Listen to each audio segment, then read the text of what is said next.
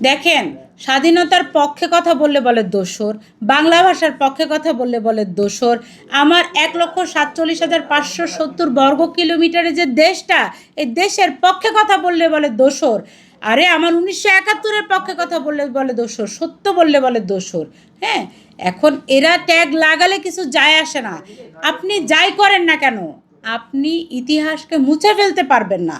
যার যতটুকু প্রাপ্য, যার যতটুকু অবদান, আপনাকে স্বীকার করতেই হবে। এরা স্বীকার করে না বলেই এরাই মুনাফেক। এরা তো স্বীকার করে না, তার উপরে সকালে একটা বলে, বিকালে একটা বলে, দুপুরে একটা বলে, রাতে একটা বলে। এরাই তো মুনাফেক। আমাদের আফসোস, এই মুনাফেকগুলোকে সংসদে দেখা লাগে। আমাদের আফসোস যে আমাদের পাশে কেউ নেই। সংসদে ১২ দিন শেষ হয়ে গেল, অথচ জনগণের পক্ষে একটা কথাও নেই। বিরোধী দলের নেতারা বলছে তারা রাজপথ ছাড়বে না, জুলাই সনদ বাস্তবায়ন করতে হবে। আসলে ওই জুলাই সনদের মধ্যে যত গণ্ডগোল, ওই জুলাই সনদটা বাস্তবায়ন করতে চায় যাতে আপনি, আমি, আমরা কোনো কথা বলতে না পারি। তারা তো আওয়ামী লীগকে ভয় পায়।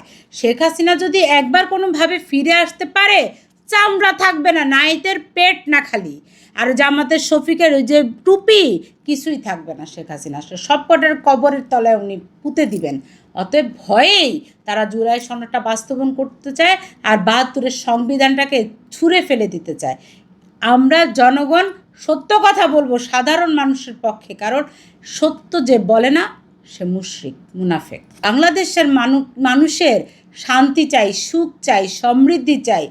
আমরা চাইব এমন এক সরকার আসুক আমার দেশে, যেই দেশে মানুষের জন্য কাজ করবে। নেতা প্রাডো গাড়িতে চড়বে না, নেতা রাজপথে হেঁটে মানুষের জন্য কাজ করবে। সংসদের প্রথম অধিবেশন থেকেই জনগণের ম্যান্ডেট নিয়ে কথা হবে, দ্রব্যমূল্য কমানোর কথা বলা হবে। কৃষকদের ভাওতাবাজি করার জন্য কৃষক কার্ড দিতে হবে কেন? কৃষকদের তো বাঁচাতে হবে। কত জমি পড়ে আছে, হ্যাঁ, চাষাবাদ করছে না। আমার ভাইয়েরা লক্ষ লক্ষ টাকা দিয়ে বিদেশ যায়, প্রবাসী ভাইরা, অথচ বিদেশে বসে প্রতারিত হচ্ছে। প্রতিটা ঘরে ঘরে, প্রতিটা কোনায় কোনায় কান্না গুমড়ে মরে।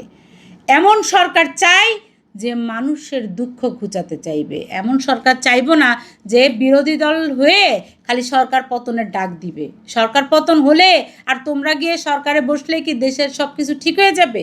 সেটা তো আর সম্ভব না।